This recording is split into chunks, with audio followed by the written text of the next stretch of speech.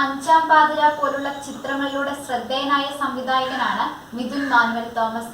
ഗരുഡൻ എന്ന ചിത്രത്തിൽ തിരക്കഥാകൃത്തിന്റെ റോളിൽ എത്തിയപ്പോഴും മിഥുൻ തിളങ്ങി. ഇപ്പോഴിതാ ഓസ്ലർ എന്ന ചിത്രത്തിലൂടെ തിയേറ്ററുകൾ കീഴടക്കുകയാണ് മിഥുൻ. ഓസ്ലറിൽ ജയറാമാണ് നായകൻ.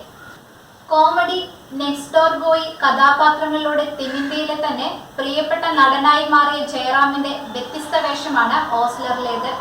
ആദ്യ ദിവസം തന്നെ ചിത്രത്തിന് അതിഗംഭീര വരവേൽപ്പാണ് ലഭിച്ചത്. ചിത്രത്തിൽ ഒളിപ്പിച്ച മനോഹരമായ സസ്പെൻസ് ആണ് ഓസ്ലറിന്റെ ആസ്വാദ്യത കൂട്ടുന്നത്. കഥയിലെ നിർണായക കഥാപാത്രമായി മമ്മൂട്ടി എത്തുന്നു.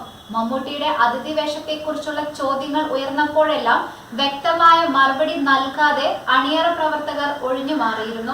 മമ്മൂട്ടിയുടെ കിടിലൻ ഇൻട്രോ ഈ ഇമോഷണൽ ക്രൈം ഡ്രാമയെ ശ്രദ്ധേയമാക്കുന്നുണ്ട്. ട്രെയിലറിൽ പ്രത്യക്ഷപ്പെടാത്ത നിരവധി താരങ്ങൾ ചിത്രത്തിലെത്തുന്നുണ്ട്.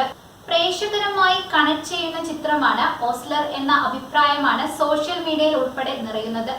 ആദ്യ പകുതി അതിഗംഭീരം എന്ന അഭിപ്രായവും ഉയർന്നു. ജീവിതത്തിൽ വലിയൊരു ദുരന്തം നേരിട്ടയാളാണ് ഓസ്ലർ.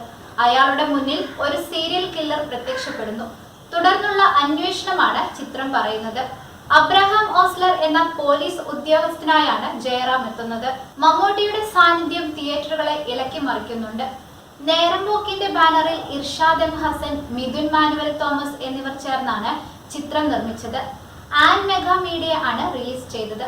അർജുൻ അശോകൻ, ദിലീഷ് പോത്തൻ, അനശ്വര രാജൻ, ദർശന നായർ, സെന്തിൽ കൃഷ്ണ എന്നിവരാണ് മറ്റു പ്രധാന കഥാപാത്രങ്ങളെ അവതരിപ്പിക്കുന്നത്.